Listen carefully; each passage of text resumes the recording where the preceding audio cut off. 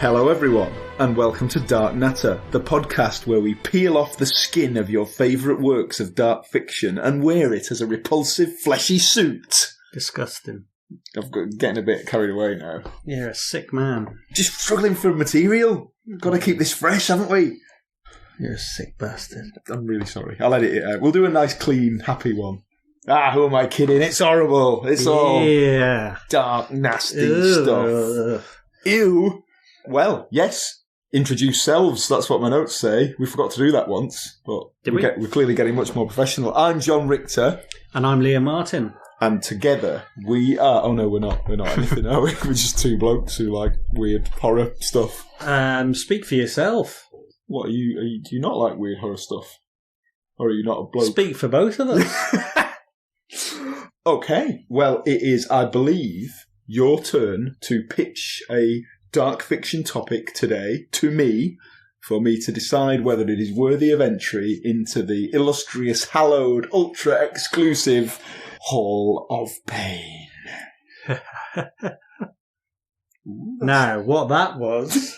Today we're talking about Dark Souls. Oh, right, okay. And whenever you speak to a character, an NPC in Dark Souls, they always end with a creepy little chuckle. Even if they're like a nice character who has no hidden agenda whatsoever, they always just go, "Oh yeah, have a good day." Or whatever. And it goes on for ages, some of the laughs. Like really self-indulgent laughter. No, that wasn't very good. That was a subtle one. I enjoyed it. Do it one more. Really go on, you do bringing back memories of the game. You do I'm one. Enjoying it. Oh, that was Dr. Hibbert, wasn't it? A bit like on The Simpsons. Imagine if he was in Dark Souls. That'd be a good character to have. So it's going to be an hour of this, basically. Yeah, just us practicing our Dark Souls laughs. Experimenting with different laugh styles. Well, there you go. Spoiler alert. Of course. We're going to talk... Well, we'll try. I mean, Christ, I don't think we could spoil this if we wanted to. It's so convoluted and complicated. There are... Infamously. Hours and hours and hours and pages of lore and just people, the crazy theories about, what it all means. So there will be spoilers, but...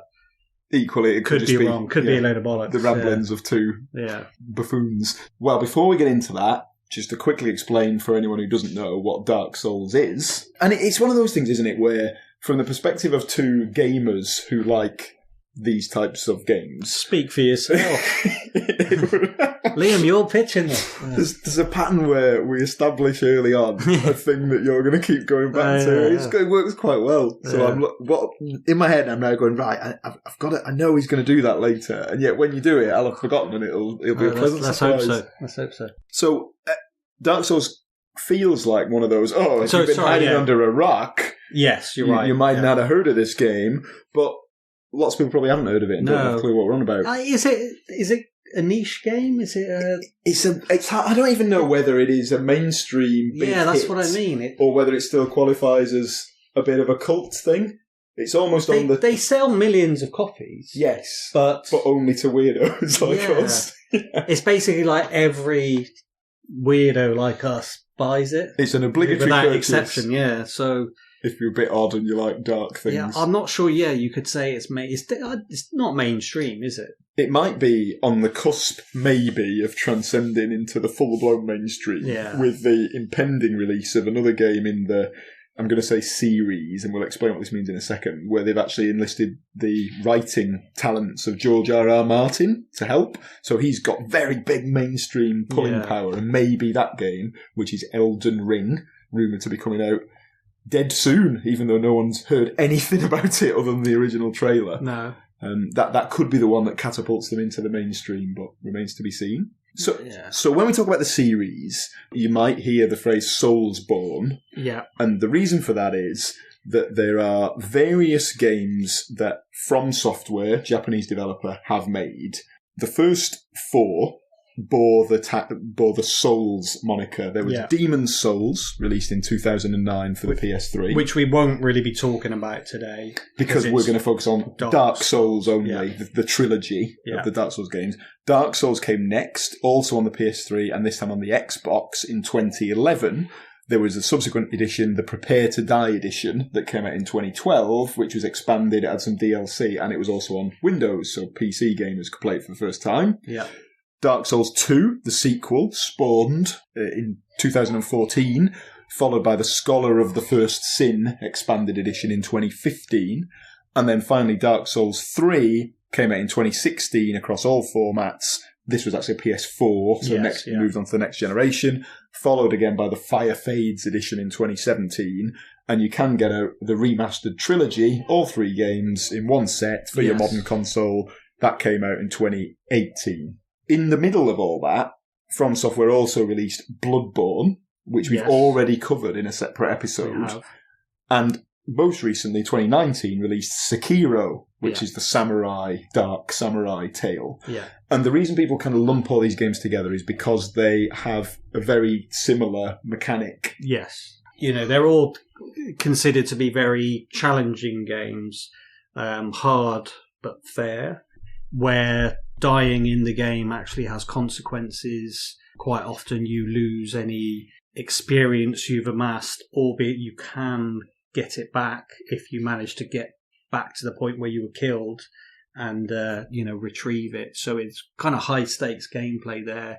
They all generally, you have some sort of like bonfire or something where you rest at to replenish your potions and whatever. Yeah, and it becomes a challenge between pushing on to make progress and unlock more of the game, which you would then bank that progress in effect by reaching another bonfire. In the case of Dark Souls, there's other things in the other games. Bloodborne is lanterns, Sekiro is like little statues, effigies, but they work mechanically in a very similar way.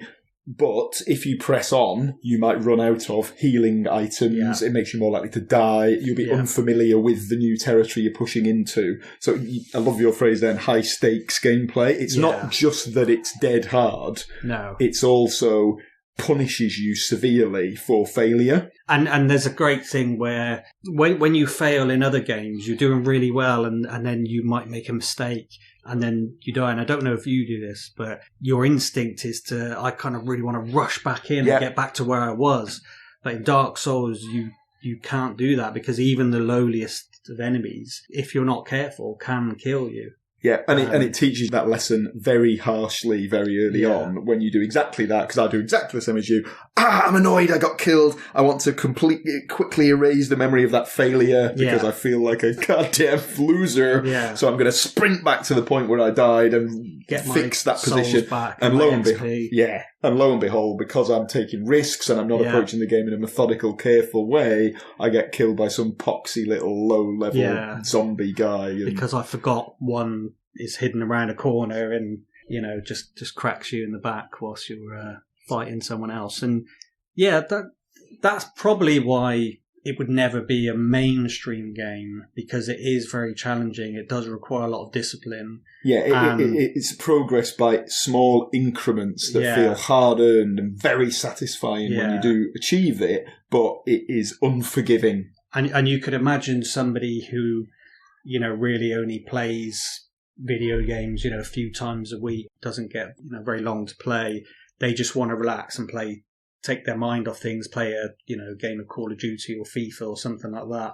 But this game, to those people, seems very frustrating, very unfair. Yeah, hard. There's words like accessibility get used, and actually more recently that's rightly focusing on our games catering for people who are hard of hearing or have poor eyesight or a colour blindness, and all of those things should definitely be addressed.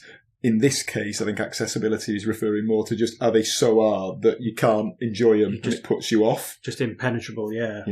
And actually the trend, in my view, sadly, with From Software games seems to be that they're just having to ramp up that difficulty every game they release because they're trying to appeal to that sort of masochistic segment of the market. We talked about the lore, and lore, lore, and plot of these games, which we'll come back to shortly, how that's spawned almost this entire... It's basically made careers for people online who've become full-time Dark Souls analysers, dissecting every last image and every last line of story, which is incredible, really. Really amazing. And some of them have done a great job of it too. But there's also, it's created jobs for people who make these sort of challenge runs. People who are like, I'm going to complete the game without getting hit once. Oh, well, I'm going to complete all 3 games without getting hit once. Well, I'm going to do it with my hands tied up my arse. I seem to remember, I'll have to check this, but I seem to remember back in the day, somebody completing it with like a Rock Band controller or a Guitar Hero guitar, something like that. And again, if you've ever played these games, or whether you have or not, please trust me that the idea of completing this game with a normal controller, getting hit lots of times and dying hundreds of times, that was hard enough, to be honest. Yeah, exactly. Yeah, you just don't know how these people do it. But and perhaps that's just one other component that's common across that entire sort of Soulsborne expanded series, and certainly specific to the 3 Dark Souls games, is bosses that are A, very, very hard to beat and will require lots of attempts, and B, really impressive spectacles that are really cool, lots of surprises to spring on you. You never know what you're going to get when you step into that boss room. Well, this is interesting because I want to go back to something you mentioned a minute ago as well, where you said satisfying.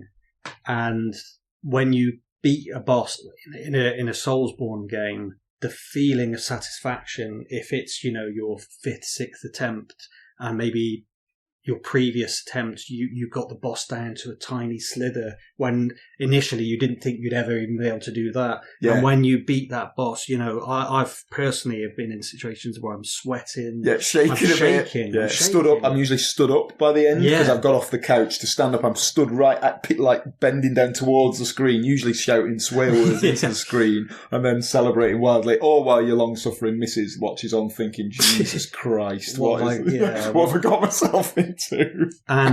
But the sense of satisfaction when you do it, you're just buzzing, aren't you? Yeah, ace. And then I can only imagine this is what professional athletes feel on a.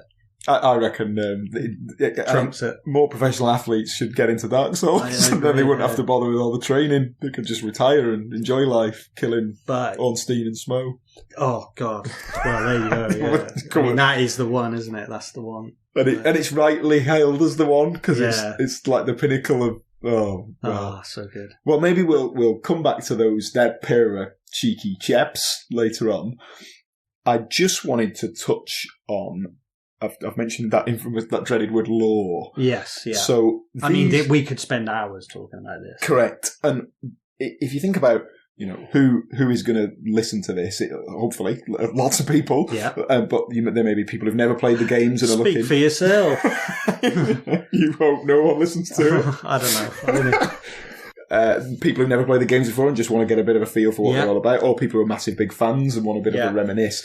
I would. Those are probably massively disappointing right now. Yeah, both of which you're going to be displeased with this middle of the road coverage. So I think if you did want a real in-depth analysis of the plot, the story, the lore, of the Dark Souls universe, we would urge you to go and delve into and it really is like an endless goldmine, really, of stuff that's out there online, of people who've dissected this to, not just one podcast episode. There is a podcast series dedicated to Dark Souls called Bonfireside Chats, which I wanted to give a shout out to because they're ace. I think they're doing a great job. Gary and Cole, love their stuff. There's countless YouTube videos of people inferring really sort of deep hidden connections between even just like the sort of the backgrounds of certain parts of the game, a statue here that might mean something. Yeah. And although a lot of it you could dismiss as kind of wild speculation, it does the pretty compelling arguments. Absolutely, yeah. Well, who's the main one? Would you say? I think I'm right in saying the main one is a guy called Vati Vidya. Yeah, and I would agree, yeah. The last time we talked about him was in our Bloodborne episode, which gone back quite a few months before I played any Dark Souls games properly, because you've been fans of these for years, I've only recently got into them, and I think I was so much of a noob that I mangled the pronunciation of his quite easy to pronounce name, so huge apologies for that. But yeah, definitely listen to his stuff, and he's got a lovely voice as well. Lovely voice, yeah. But there's some other people, there's a guy called The Ashen Hollow I was listening to, who said he's pretty entertaining and interesting, got some good theories. There's a load of stuff out there that's worth checking out. We won't go into the plot and the lore too much because, as you say, we can spend ages doing it, and there are so many people better equipped to do that than us. But one thing I will say is that I think the fact that you can get so much out of, a simple item description or a simple placement of a statue, that is why I'm pitching Dark Souls. One of the reasons why, because it's just incredible how many questions you get from one item description, and I just think it's genius what they've done. And the story I've heard, and I'm sure you have as well, is that the director of, I'm going to say the games, he actually didn't direct Dark Souls 2, but he directed the first and the third, and he's now the president of the company, so he's had his hand in the whole thing. He famously got on board with the Demon's Souls project when it was perceived as a kind of failing project, and managed to elevate it into this slow burn cult sleeper hit that made the company a fortune. But Miyazaki said he was trying to create. He read he's a Japanese guy. Yeah. He read Western fantasy novels. I think he cites the Hobbit when he was young, and his grasp of English wasn't perfect, so he often didn't really understand a lot of what he was reading, he had to kind of fill in the gaps with his own ideas, and he wanted to recreate that feeling for the players. And that's exactly what it is. Nailed it. So he allegedly has kind of delved in and removed bits from the game where there's bits of exposition or clarification. It's like, oh no, we don't bin that, we don't need to tell them that. They can figure that out for themselves, or they can speculate on that. And it's perfect, nailed it. And I think we probably, I can't really remember, it was a while ago now when we did the Bloodborne one, but I probably touched on this then. But what I love about it, and it's just the sense of community it's created. Everyone's sharing their theories and their ideas, and you spot something that somebody else might not have spotted, or the group discussions that are going on Reddit and places like that. Yeah, amazing. Yeah, Bonfire Side Chat, I think, is a great name for it, because that's kind of what it feels like. It's like swapping stories and of your own experiences and your own, how you've perceived. And it's in-game and, use this kind of terrible term, the meta. Yeah. So in the game, you have the facility to leave messages for other players, or find the messages written by other players who, in effect, they exist as in a parallel version of the world you're in. So you don't initially encounter the other players, but you might see the ghost just flitting past through a passageway before it disappears, and you can find these messages. So you've got this in-game mechanic, which is absolutely genius. Yeah. Someone will write, don't go here, it's a trap, or massive fall ahead. Some of them are trolls, and but even those are quite funny. They're not malicious, because they don't give you there's only so much you can write in these messages. Finite vocabulary, you can't just write your mum, whatever. Yeah, exactly, which would really ruin it. Yeah. So even the kind of people that are trolling you, it's quite humorous, because like, who do you trust? And do you trust the message that says there's a secret ahead, or do you trust the other message that's been put a foot behind that message that says don't trust this liar? It's quite liar funny. ahead. So brilliant. And then outside of the game, as you've rightly said, you've got this whole community online of people that are discussing and theorising and pointing out deeply buried secrets. Even about the first game, never mind the other two, the sequels. The first game, nearly 10 years old, has still got stuff that's being unearthed. There are books about it. I've got multiple books, about Dark Souls and... Nerd! about, theories and whatnot, and even to this day, but things are still very much up for debate. So although we won't go in depth into the story, to just skate over it such as it is, in the first game you are an undead and you awaken locked in a cell in some wretched forsaken asylum, where you look like a kind of desiccated corpse that can barely alive or shouldn't be alive. And then some knight in shining armour tosses a key down into the cell through a crack in the roof and then promptly buggers off. And as you then escape from the asylum and proceed out into the world, Lordran, in the first game, the Kingdom of Lordran, you find that, in effect, everyone is dead. It's a world of the undead. Everyone there is dead. Although I think there are some living characters who've managed to venture there without having had to die, but hold that thought. The world is trapped in this cycle of a kind of endless death and renewal. So all of its undead inhabitants can't permanently die. They die and then reappear at these bonfires. But the more times they die, the close or the further progressed they become along a process called hollowing, which ultimately leads them to go hollow, which means they lose their minds and just become like barbaric, aggressive, monstrous, almost like typical zombies in effect. And lots of the enemies in the games are in effect undead that have gone hollow, or certainly in the early stages. Yeah. Well, an interesting thing as well, actually, when you first played it, same for me actually. What did you think about it? Because it initially appears to be a kind of very sort of standard fantasy game, doesn't it? Yeah. Dragons, knights. And I think we talked on the Bloodborne episode about how you very kindly bought me a copy because you were so desperate for someone to talk to about it because you loved it so much. And I was like, this is too hard. Can't be arsed with this. Bugger off. And it was only after I got into Bloodborne that I then went back and played all the Dark Souls games literally in the past few months and absolutely loved them. And what a fool I've been. Better late than never. Hey. Oh yeah, that's nice. Sorry, I'll try it again. That's all right. Say the thing again. Go on, you pretend you're the Dark Souls character. Oh, he doesn't have a voice, so that's easy. So you've just come up to me. I'm stood in a corner in some dark cell. You've just come up and I'll go, oh, is that a copy of a video game you've brought for me? Thank you, Hollow Warrior. I'll be sure to play this later. What thing? That was quite good. I reckon I could get a part in Dark Souls 4 with that. Yeah. Peter Serafinovich did it. He did, yeah. You know, the comedian and actor Peter Serafinovich, he liked Dark Souls so much, he asked them for a part in the second one and they gave him one. Oh, this annoys me. This is something I've been wanting to get off my chest for a while. Do it. When he was on, what's that program? It's like Sunday Breakfast with the guy who used to be on Soccer AM. Oh, is it like Kitchen? Something like that. So he was on that, kind of promoting Dark Souls 2, and he's talking about it.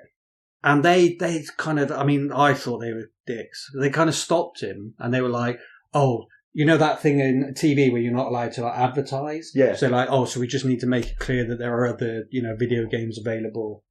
They don't do that with music or films, like albums in films and stuff. Yeah. How is this any different? It's because there's still this lingering trait to view video games as something other than a piece of art fiction. Yeah. It's to view them as like a commodity, it's a bit how games used to be reviewed. I mean, you review video games for a living. They used to be reviewed as like they've got a series of featuring good sound, featuring graphics, instead of just here's a game, play it. Well, I've been meaning to get that off my chest for a while. Tim Lovejoy, if you're listening to this, you used to be good when you were in the Badgers, banging goals in Saturday morning with Hell's Bells. And you've gone off for you, to be honest. A bit dull now. You're not going in the Hall of Pain. He probably would get in. Who the fucker else does? Right, anyway, so where were we? Well, I unbelievably have stumbled on a half-decent segue. Okay. Which is, why does Dark Souls, which so far, there's an undead element, but has probably sounded like a quite conventional piece of medieval fantasy fiction. Yes, that was what we were talking about. Why are we, darkness-obsessed, blighted horror weirdos, dead into this? Doesn't make any sense, does it? It doesn't. The game is known for its... Neither does the game, half the time. Nor this podcast. The game is known for its sense of melancholy and its kind of sad... Very sad, yeah. Oh, say that, go on. Very sad. Very sad. And they use music very sparingly. The game largely has no music in it, but it does have these little moving passages of sort of haunting ballads that kick in every so often.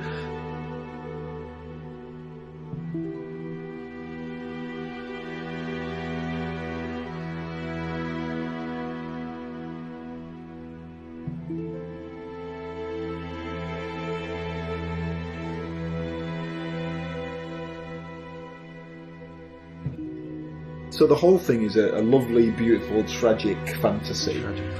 But where's the darkness coming from, Liam?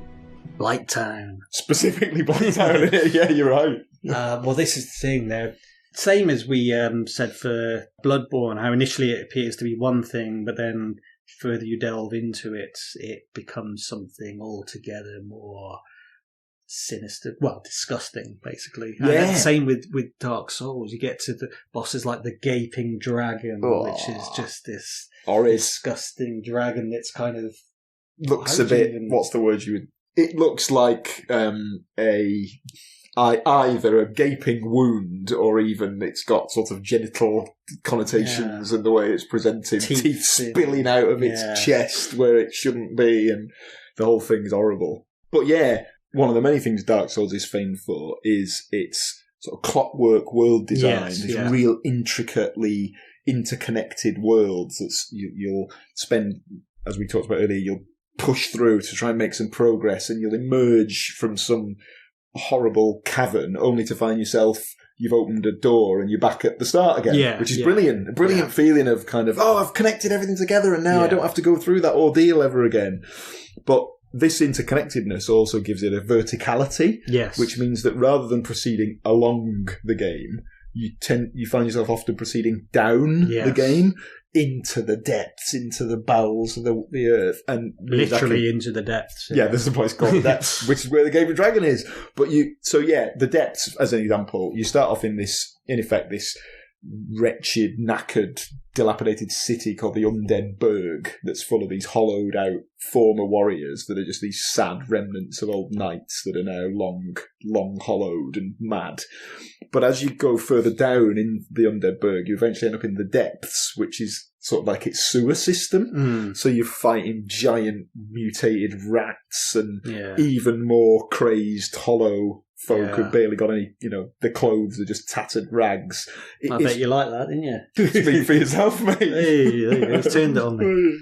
And they haven't yet invented games that smell, but this section again feels like it stinks, like it's a smelly, fetid, horrible sewer. Yeah, you can almost smell it through the TV screen. It's like brown and just grubby and grimy, and there's all bits of stuff growing on the walls, and you feel dirty playing that section. And then you might be forgiven for thinking that the depths is the lowest point you'll reach. But hell no, because the depths only when you defeat the infamous Gaping Dragon, which looks like a dragon that's lived in a sewer for 1,000 years. This is what would happen if you lobbed that same sewer that the turtles came out of.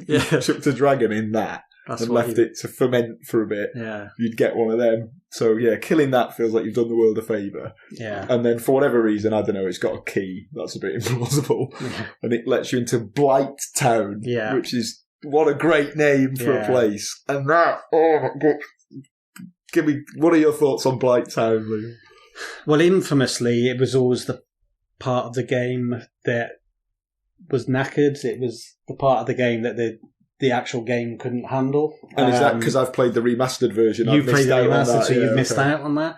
But it's just a part of the game where, even walking along the floor, it'll kill you because it's poisonous and toxic. And rickety walkways that collapse. And it really hard to navigate because you don't want to fall off to your death. Pestilential denizens who are trying to beat you to death with a club, and they look like they've got shooting poisonous darts at you, giant mosquitoes, and those fire-breathing spider things that look like they've got kind of like a person's face. They're just absolute abominations. They're gross, So the whole area is rank, basically, vile. And then you get through the infamous Blight Town, and I think by the point I'd played it, although I desperately tried to avoid spoilers, because even games I sort of don't play, I try and avoid spoilers just in case. I did a decent job, I think, over the years of not blundering into any Dark Souls spoilers, but I had picked up a couple of boss names, and I'd heard that there was this infamous place called Blight Town. But in some ways that added to it, because when I got there I was like, oh god, no, this is it. It was a place of legend, a place you'd heard of but never seen. And so that's just shithole, mate.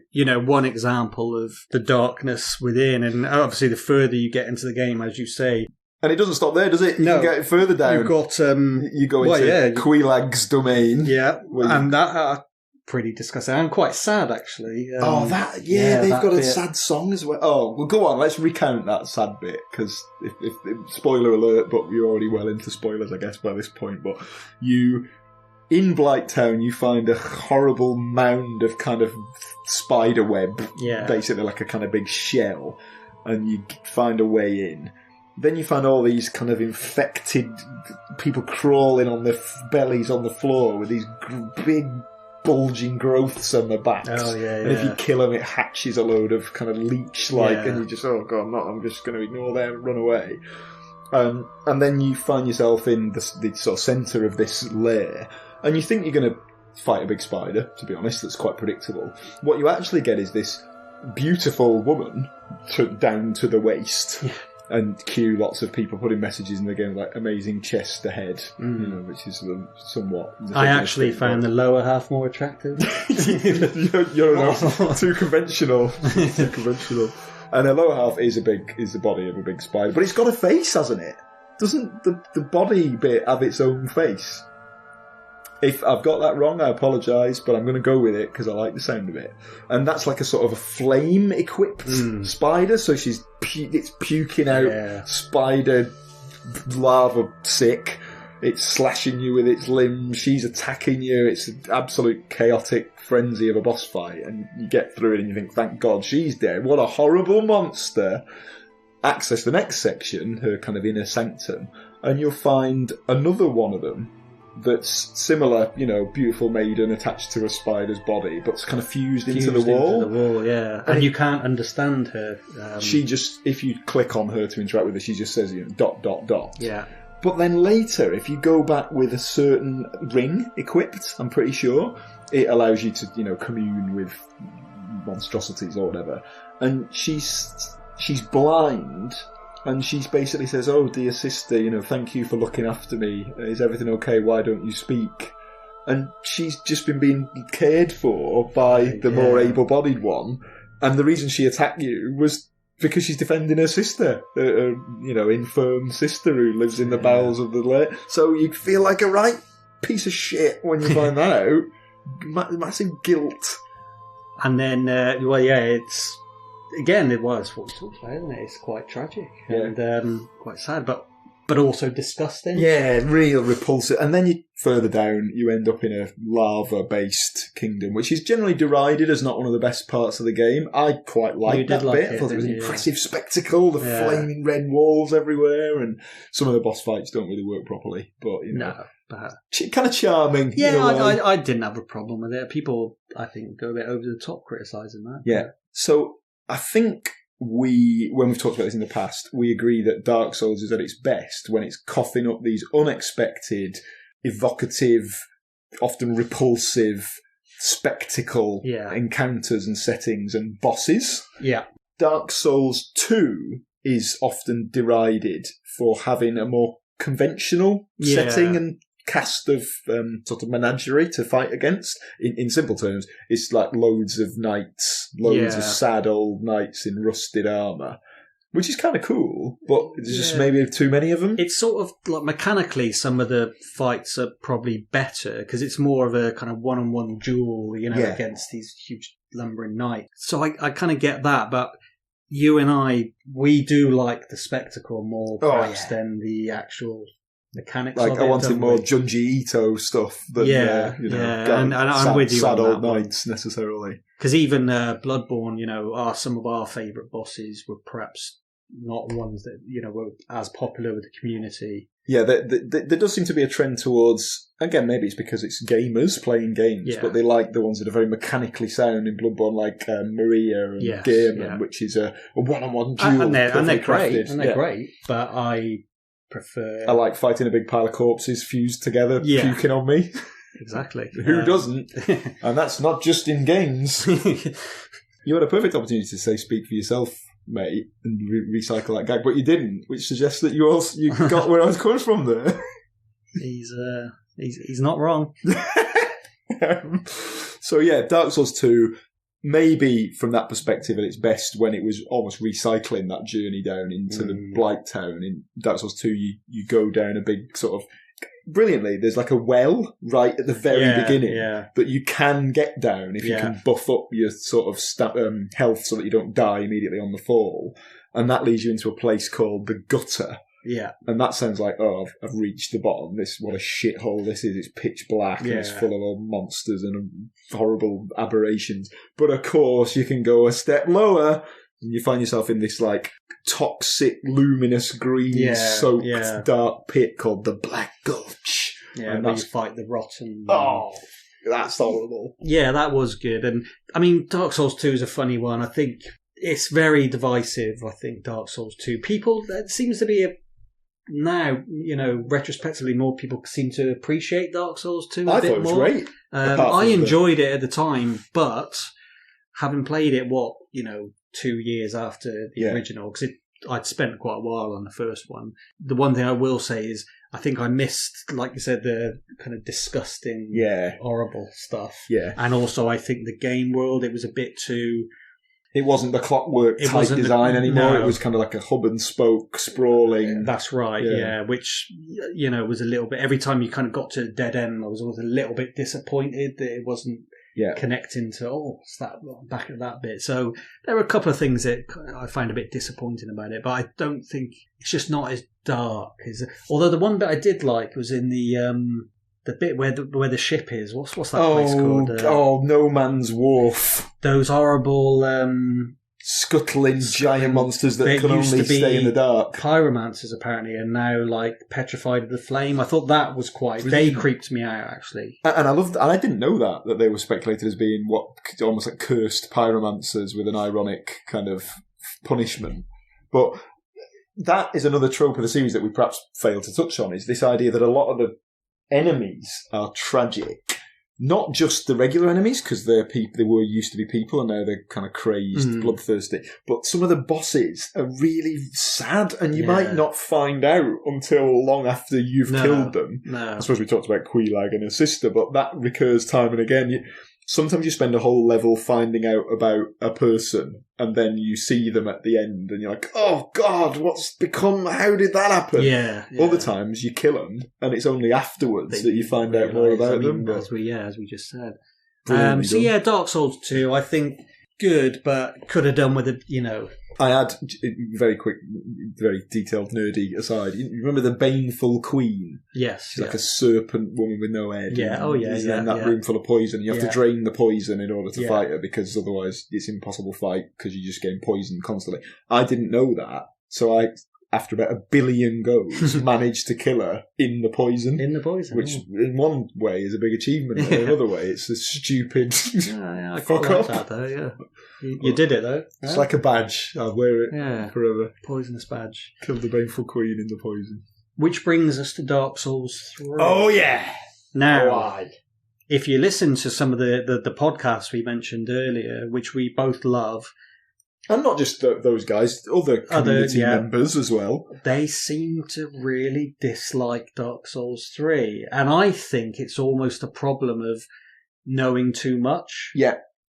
Because if you've got everything figured out and you're looking for some answers, Dark Souls 3 doesn't always provide those answers in terms of the lore and the story. It actually creates a lot of new questions. And so I think a lot of people who, make a living out of, really going over the lore and just how it all fits together, I think were quite disappointed with Dark Souls 3. Yeah, they thought it was a load of old bollocks, basically. I think, reflecting Which on I get. Well, having played all of them quite close together, and listened to a lot of this stuff and watched a lot of these videos and read online stuff, the feeling I have is that Dark Souls 1 comes out, is heralded as an absolute masterpiece where there's not a single fragment of the game that hasn't been carefully considered, and we're going to put that item there because that means that such a body was there once, and that links to someone else. Then and can I just quickly say, and course. The DLC also, one of the big questions in some of the sort of backstory answers that. Yeah, brilliantly. Well. Yeah, totally agree. So carry on. Oh yeah, that might get a mention when we do our favourite boss of the series later. Whoa. And then Dark Souls 2, they made what I think is a brilliant idea of a sequel that's set thousands of years in the future, and then that's not even necessarily true. So it's, very sort of deliberately vague. And I think a lot of the fans they loved it so much, the first game, that they were really sort of on the side of the second one and prepared to trawl it for as much as they could wring out of it, and there just wasn't that much there. And then the sort of tone or the sentiment seemed to turn a bit gradually against Dark Souls 2, partly for that reason. And then by the time the third one comes out, they're all a bit more sceptical and a bit more, this had better answer some questions properly, unlike Dark Souls 2. And then when it just didn't, they were a bit sort of, oh, right, I'm just pissed off now, that's it, they're just, this is bollocks. And that's a massive generalisation, but that sort of feels like how they landed. Like I said, just to explain what I meant before as well, like sort of knowing too much, because I read a lot of the lore stuff and I watch the videos, but I sort of let it wash over me slightly. I'm willing to just cling on to a few little bits here and there, and so Dark Souls 3, for me, it kind of closed things off quite as well as I wanted it to, really. It is an example, right, of something in Dark Souls 3 that I really loved and thought was great. And we veered slightly off track, because I think the big point we were keen to make is that Dark Souls 3 is a glorious return to disgusting, grotesque form. Yes. It's really, really twisted, sick, horrible creature design and putrid swamps all over the place. The best in the series. Oh, some amazing sights in there. Like, if you like weird, horrible art and you would like to spend your day wandering through an art gallery that would showcase such pieces, and you wanted nothing but, a load of Francis Bacon on the walls and all that kind of stuff, just pick yourself up Dark Souls 1 or 3 and just immerse yourself in some blight. Arguably, especially 3. I agree. Yeah. Some real horrible especially shit with in the there. DLC, yeah. Oh, man. So one character that's introduced, the loose premise of Dark Souls 3 is you, as a unkindled one, have to, in the first game, you in effect complete a ritual, and in the third game, you're trying to reassemble a group of people that completed the first game. So they're sort of lords, in effect, that have achieved this status, but then abdicated their thrones, and you're trying to reassemble them, or, as it pans out, kill them all and dump the ashes on the thrones. But anyway, whatever. And one of these characters that's introduced is Saint Aldrich of the Deep.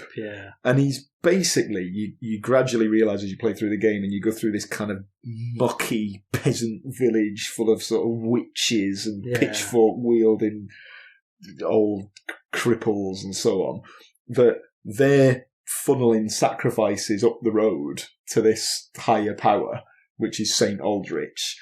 And by the time you meet Aldrich, you realise he's worshipped. There's a whole cathedral in his honour. There's loads of corrupt priests who are trying to kill you and sing his praises. And he's just a great, big, fat, corpulent, huge, not just a fat guy, just a blob, just a mass, like a jellyfish, like just a slimy black glob of gluttonous evil, just chowing down on whoever he can get his hands on and gorging himself on their souls. And then you fight him, and there's a brilliant twist to that boss fight, which I won't spoil, about how one of the people he's eaten perhaps lingers, and then you kill this disgusting blob, and you've done the world a favour. So I'm happy with that. That little self-contained story is good enough for me. St. Aldrich of the Deep, disgusting, bloated monstrosity, and the whole world, there's a segment of the world that's been subjugated in his service to keep him fed, and then you kill him. I don't need any more I don't need to go and analyse every last corner of the cathedral. I don't need to speculate on, why is that cleric wearing that coloured robe, and why does that statue there? I don't need all that extraneous detail. I like it, and I like that people have really kind of just gone to town looking into it and how it fits into everything, but I don't necessarily need it to fit in to enjoy it. I'm quite happy with, like you said, that overall just feels great. Good, looks good, cool, broad strokes. It was cool. Let's move on to the next cool thing. If you think about it, probably doesn't make much sense, but whatever. It's great. Like rule of cool. It's like just move on, gloss over it. Yeah, so I'm the same. Speaking of also darkness and disgusting things, probably that's probably you said that was like your favourite part of the game, wasn't it? That discovery, just because, and it is brilliant. Actually, absolutely ace. You need to have played the other games, specifically the first one, to really get that. But I'd say Dark Souls 2 stands out as a bit of an isolated standalone. But Dark Souls 1 and 3, I better off played in that order. Yeah, I agree. The other one, The Consumed King.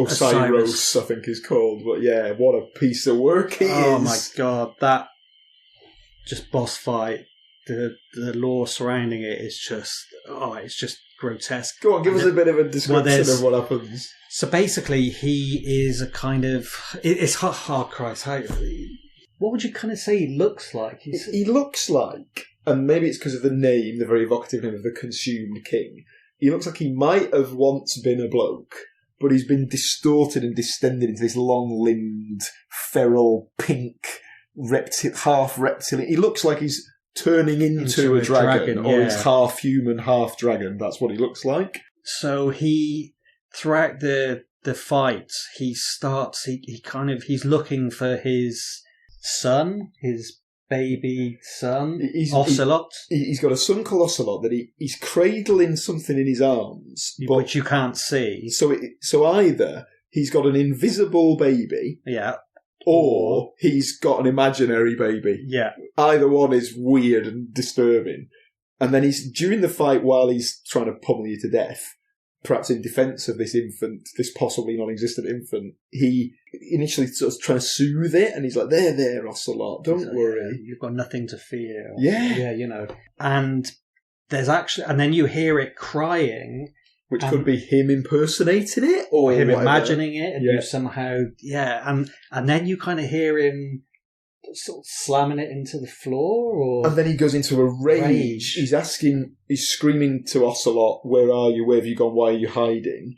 Then he flies completely off the handle, stops speaking altogether, starts shrieking like a beast, and then you kill him, and that's the last you hear of Ocelot. And there's actually cut content, wasn't there, which is really dark. It sounds like he's either eating it or. I'm not entirely sure. I might cut it in. I think that's a good idea. Some of the dialogue there. Yeah. And it's just, again, we like the spectacle of it and just how horrible and It's I guess the existence of this, infamously deleted sound file that basically sounds like makes it even, sounds like a crying infant, and then it sounds like somebody eating something that's a bit meaty.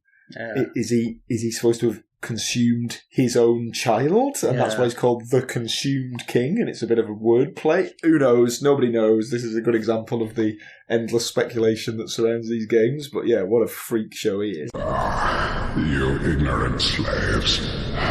Finally taken notice, have you? Of the power of my beloved Ocelot, child of dragons. Well, I will not give him up, for he is all that I have.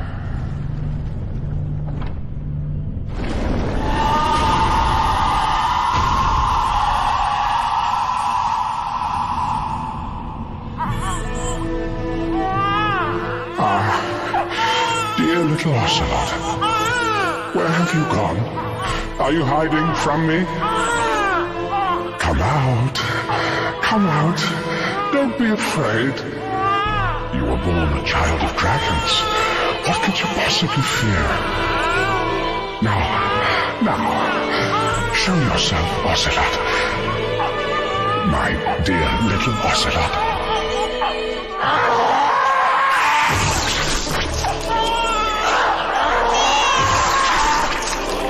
Ocelot!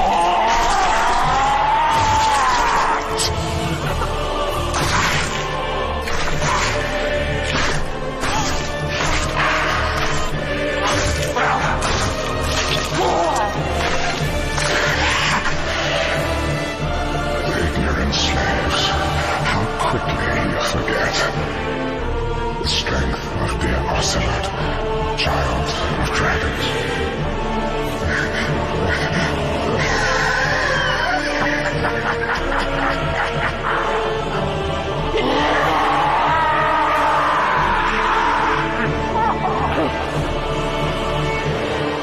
your reward for defeating him is completely optional, by the way. Yeah, amazing. Yeah, completely optional boss. You don't have to encounter this whole section of the game. You could completely miss it. It's quite hard to find. It's quite hard to get through as well. Yeah. So you could just sack it off, and then you kill him. And without going into minute detail, but you basically access a whole huge area of the game that's a fascinating recasts the rest of the game in a different light, which is kind of and that bit as well. Also, it's completely the background's completely kind of pitch black, which I just really creeped me out for some reason. Yeah, it made me feel claustrophobic. I was again really far and I was just ground. really worried. What's happening? What's going to happen? And what's out there?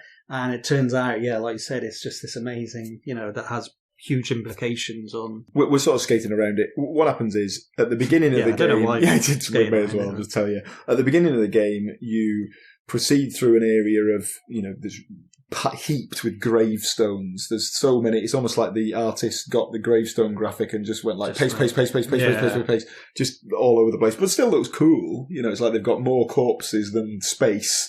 And you proceed through there, kill a couple of tutorial bad guys, and you get your first boss, which is ironically a dude in armour, but quite a sad dude. Yeah. Udex Gundyr. And then your reward for killing him is you proceed through a set of gates into this a place which has other hidden meaning that references back to the first game, but all this in effect is this sort of quiet, reflective temple to the worship of the flame, which is going to be your kind of base for most of the game.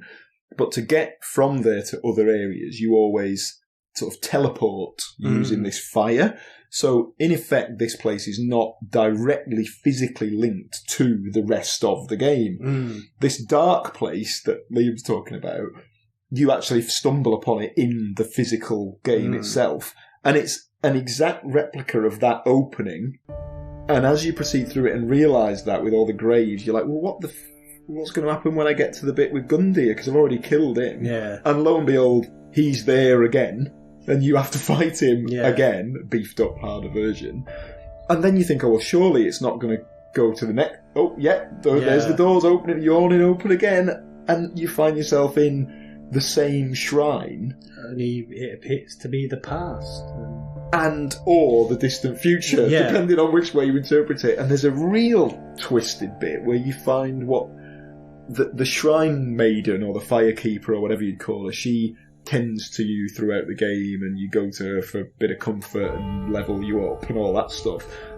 You find what appears to be her dead body, and you take its eyes, and then you can go back to the other version of the shrine and give the woman her own eyes. It's real twisted stuff, to be honest. When you articulate it, it sounds a lot worse. And did you perform the wedding ritual as well? That was didn't find that bit. I must admit, I looked this up how to do it, because I'd heard about this really kind of obscure side quest that you can do, and I just wanted to know whether I could still do it at this stage in the game, and it turns out I could. And this wedding ritual where you plunge your sword into this woman's face while she's either already dead or unconscious on an altar, and I guess if you haven't played the game, this might just sound like a load of incoherent sort of almost like gory, sadistic nonsense. And it is. That's because it is. But the game manages to present it in this very deadly serious tone. It feels very meaningful and monumental. Yeah. And the feeling it gives you is one of real unease. And very good, yeah. It makes you feel uncomfortable but compelled to continue to see what happens. Yeah. So that feeling I had as I killed Gundyr again and the door opened, I was like, what is going to be in there? I have to know, but I can't. I don't want to know. Dread. When I got into the untended graves, as I said, I had that feeling where I didn't want to proceed, but I had to proceed. Yeah. And that's why Dark Souls as well is...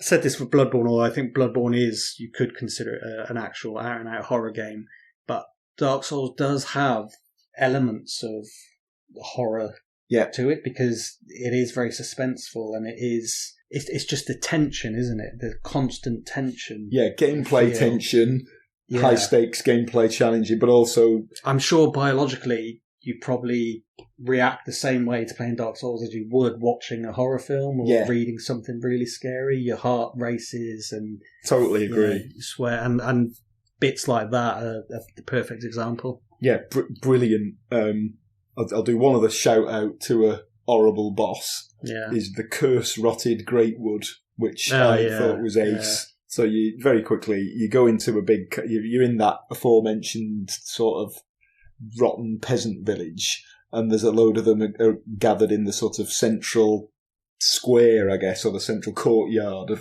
what looks like a run-down, ruined kind of cathedral. And you think, oh, what are they all here for? They all seem to be worshipping, but I can't see what they're worshipping. And then the big tree that's growing up the wall in the corner gets up, starts plodding towards you. And again, the cliche would be, oh, it's a grand old tree, like the Ents in Lord of the Rings. But this isn't. This is more like a diseased child, isn't it? Like Ramsay Nesbitt was a tree. Exactly. It's basically got its balls out, which are like these tumorous growths in between its two roots, and it's like pulling itself like, you know, like when dogs wipe their ass on the floor. Yeah. It pulls itself. Then sometimes it just curls up into a ball and rolls along the floor. Like it's like a child, like a simpleton. Yeah. And then, as if that's not bad enough, you hit it in the ball, literally hit it in the balls a few times. Did I say this game was deadly serious? I think this bit is definitely not.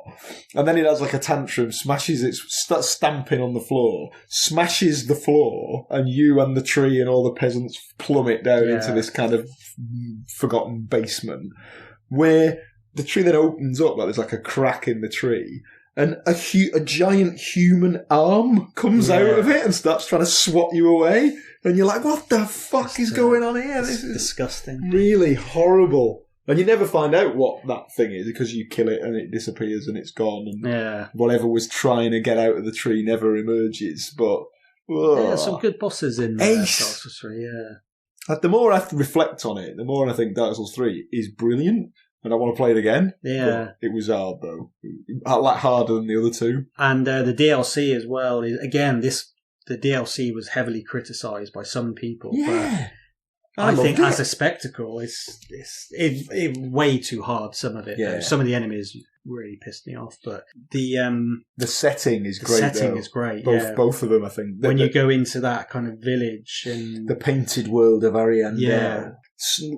Ostensibly like a lovely kind of beautiful snowy wasteland, but then the village is this like rotten, disgusting, and that's the whole point. It's got its own cycle going on basically, where it's sort of rotting away and it needs to be purged with flame. But some people want to let the rot spread, but all the inhabitants of this place are like they're basically like crow people, but they're all hunched over, diseased, vomiting up bile, squawking. This real disgusting, plague-ridden. Good boss in that one as well. The end one, hard but good. I thought again that thing about like grotesque but sad was like they nailed it with that guy. You go into that basement under the church, and there's just this kind of hulking, great bloke sat in a throne. And at first you think, oh, he's going to be a tough, big, hulking guy. But instead, he's saying in this really kind of broken Scottish accent, he's like, oh, bring me my flail. Yeah. The flame must have more blood. And he just sits there flagellating himself to sustain this fucked up, putrid world that he's created. And it's actually the... kind of nun, isn't it? The nursemaid character is the real villain of the piece, which is great. And then when you finally, so you end up having to fight them both simultaneously, and she's pain in the arse, but she's rock hard. She's the hardest thing by a mile. He's he's so bloated that he's stuck in the chair. He can't. So he stands up. He's got his chair stuck to his back. He can do damage, but it's that thing of like the cursed rotted Greatwood, where it's not calculated damage. It's just flailing, isn't it? Yeah. And he's tipping over his. He's got his big bowl full of fire, and he's lobbing that at you and screaming. And he's actually quite easy to. Sorry about that noise. I have a watch that I use for the time, obviously, and for running, because I do a bit of running, and I'll be shamelessly trying to ask people for donations to me marathon at the end of the show. And I've set it to, so it tells me how fast I'm going, all that stuff. And then every so often, it just randomly goes, goal! Buzzes and congratulates me for achieving some sort of goal. But I haven't got any step. You've been sat on your I know, exactly. Literally sat for 2 hours. Goal! So I don't understand. But maybe it just loves Dark Souls. Maybe it's saying, time to wrap it up. You've been talking for an hour. Well, I think we have we've gone through the games. I think we've both been pretty enthusiastic, which makes me think it might get in, but we'll get to that later. Speak for yourself, mate. Yeah.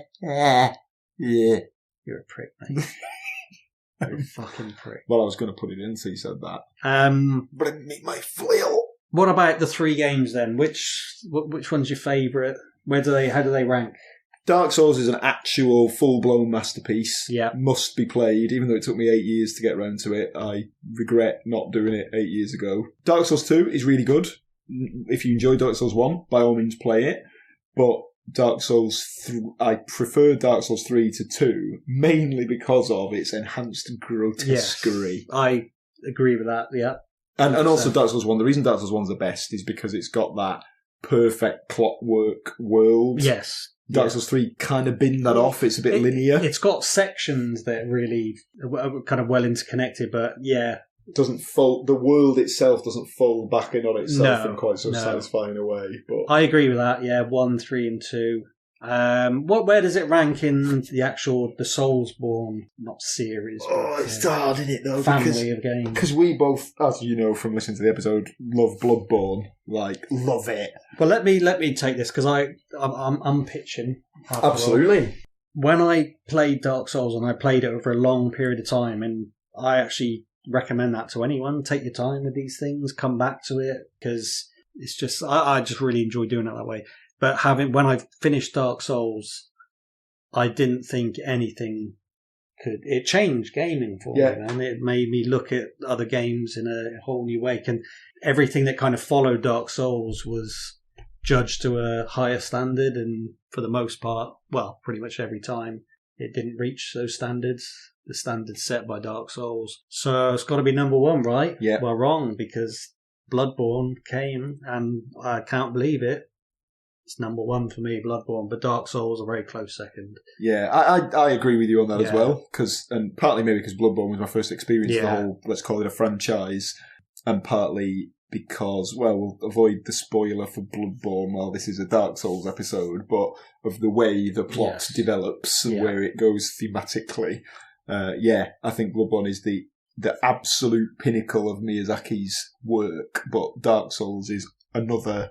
To have created 2 masterpieces in one lifetime is quite an achievement. And it just really surprised me that happened, because the original Dark Souls is, as you say, an absolute masterpiece. So it's Bloodborne, Dark Souls, probably Dark Souls 3 next, maybe Sekiro, Demon Souls, Dark Souls 2. And I, as yet, haven't played Demon Souls, so I've still got that to enjoy. Sekiro I really did like, but we talked about it earlier, didn't we? The difficulty level. It just, I basically found a way to kind of cheese my way through the entire of Sekiro without playing it properly until the very final boss, and I can't do the final boss. And having listened to people or watched people do it, I can't be arsed. It looks absolutely rock hard. But at least I got to see everything that the game had to offer. But it just felt, it was just a bit too, it wasn't so hard that it was rewarding and challenging, and it was just too hard. Like we said earlier, there's that thing where it just becomes a bit frustrating. Yeah, and parts of Dark Souls 3 got to that level of difficulty, I think, particularly in the DLC. Yeah, I'd agree with that. To a lesser extent, I would say. But I was getting there, wasn't it? Which makes me just worry a bit about where we're going to get to with Elden Ring. And is it just going to be... But then if it's... Yeah, it's hard, isn't it? It's hard. We want it to be challenging, but... Yeah, if they made it quote unquote easy, then it would lose something. I definitely, think. Yeah. But you just like anything, you just want it to be balanced correctly, fairly balanced, I think. But I do think it's important to stress. Although a lot of gamers seem to like it for this reason, and it's up to them, they can do whatever they want. That's fine, each to their own. I think it's important to. Dark Souls is not good because it's hard. It's good because it's atmospheric, moving, tragic. Yeah. Thrilling, captivating, original, innovative, grotesque and beautiful all these different things. The fact that it's rock hard and is a big achievement to complete it is, to me, is kind of second, a long way down the list of why it's good. I guess the fact that it's hard and you have to be kind of disciplined, as we said earlier, the satisfaction side of it, that's just another thing that makes it, the feeling of satisfaction you get when you progress and beat a challenging boss it just makes you feel good. It makes you feel satisfied. So that's a good thing. Yeah. So hence why it's caught on, and there's lots of more games. We now have a whole gaming genre which currently is called Souls-likes. Yeah. And that might last. We still have roguelikes, don't we? Which means they are like the video game Rogue, whereas Doom clones evolved into first-person shooters, didn't they? So it'll be interesting to see if it's what they call them in 5 years, 10 years, if they still exist. I've been playing the King's Field games, by the way. Oh, have you? Yeah. Any good? Painfully slow? I'm kind of enjoying it. Yeah, all right. That's very interesting. Maybe we'll do an episode on that at some point. I'm up for it. Never played them, obviously, but what about your favourite? What's your favourite boss in the whole series? Before we just get on to whether or not it deserves a place in the Hall of Pain. Favourite boss in the series? Honourable mention to Seath the Scaleless, because this is just an example. Miyazaki, genius. Let's have a fantasy game with a dragon in it. That's a bit boring. Okay, but let's make it a blind albino scaleless dragon who is envious of all the other dragons because they're immortal and he's not. So he sells them out, does a deal with mankind or demigods to kill them all off. Yeah. Then, as a reward, he gets given a dukedom and lives in a massive tall library where he does unspeakable experiments on people using crystals.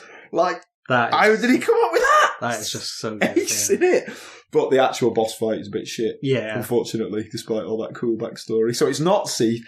Who's the one that we've already said, and I intimated he was my favourite boss? Oh, Eldritch. Oh, yeah, I did love Eldritch in Dark Souls 3. I suppose, that's probably my favourite, because of all the story and the pinnacle.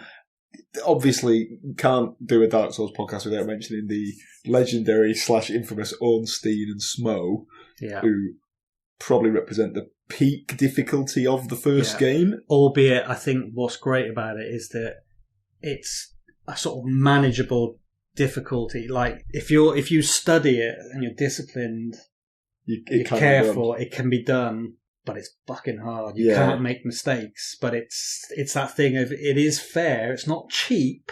Yeah. It's fair, but it's just really hard. So that may be my favourite, but I because we're talking about dark stuff here. I didn't mean to steal your thunder. Get out. Because Ornstein has got a lightning attack. See what I did there? Speak for yourself. I think I'm going to go for Consumed King in the spirit of this podcast. Sicko. Just disgusting. Yeah. Oh, yeah. I'm going for. He's arguably almost definitely the darkest. Yeah. The darkest soul, isn't he? If you will. That old creep. And what about you? Aldrich. Yeah, it's Aldrich, isn't it? That fat bastard. Two Dark Souls 3. Now, we're not talking about mechanically, and I just think from a dead cool. Yeah. So there you go. Well, I of course may yet put a dampener on all this enthusiasm by not allowing. I can't even be bothered pretending. It's definitely going in. Yeah. It's a great series. I'm actually sat here now like the great rotted Deadwood. just to intimidate me just in case I didn't put it in. Just to remind you what you love about it. This is balls out horror. Balls out horror. I haven't really got my actual balls out, but he hasn't got, because that's because they were. What? Go on, let's go. Let's create some sort of lore. I don't know. You gifted them to a kingdom. Is that what you want? I was trying to tie it into Dark Souls a bit. Quelaag's got I used them to link the flame. That ritual we mentioned, you have to burn your balls off. Instead of ringing two bells, it's you have to destroy two balls. The two balls. Where did this come from? At the opposite ends of the kingdom. Right. Burn them both, lest the evil Liam that consumed. Anyway, sorry. So there you go. So does it warrant a place or not? It's dead in. It's totally in. Phew. I was worried for a minute. Does it go in the same Cell as Bloodborne, or do they're next to each other? I think they're next to each other. Or do they not get on? They don't get on. They're like rivals. No, they're rivals. But that's why we put them opposite each other. Yeah, then Dark Souls can shoot a few arrows in, and Bloodborne would be firing out whatever it is, silver bullets back the other way. Why are you doing this? Wouldn't want to stand in that crossfire. I struggle to end the episode, don't I? I always do this every time. You start getting a bit pissed off. Thanks for joining us for another episode. It's been a fun one, hasn't it? Yeah, I've enjoyed it. Talking about one of my favourite games of all time. We've done Silent Hill. Sadly, that was undermined by a fucked microphone, so hopefully that won't happen to yours. Who knows what foul play awaits. Yeah, fingers crossed it's worked. Cool. We'll have a little discussion about what we should do next. I've got a few ideas. I'm sure you have too. Send them our way if you've got any out there, listeners. Absolutely. If any of you exist. And we will certainly consider them. I'll phrase it a different way. We get very little contact. So if you email us a suggestion, we almost definitely will do it. So what better incentive? You can basically, one person. Most people put a poll out and thousands of people vote. One person sending one message will 100% guaranteed get a place in the Hall of Pain, unless it's really crap. I mean, and we'd stretch the definition pretty far. Like, oh god, yeah, My Little Pony movie, the old one from the 80s, that's got some horrible, smooze, disgusting. Care Bears as well. Nicholas, that quite scary, any old shite. Just chuck He'll probably get in Hall of Pain, won't it? Yeah.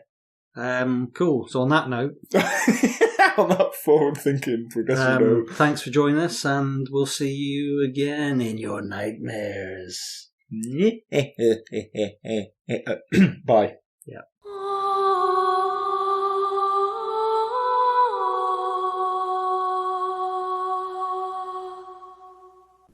Thank you, Ashen One, for joining us for today's episode.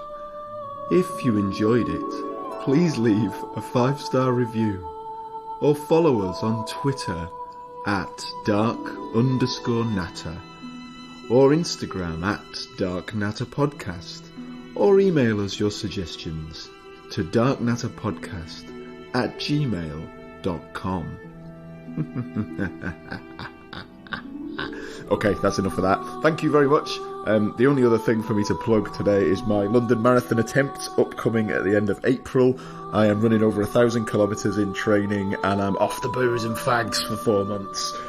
So if you feel that deserves a donation to a great cause, which is St John Ambulance, who provide absolutely vital first aid training, awareness and support services, and please do seek out my Just Giving page. I will perhaps chuck the link in the show notes. And thank you again for your generosity. See you all next time.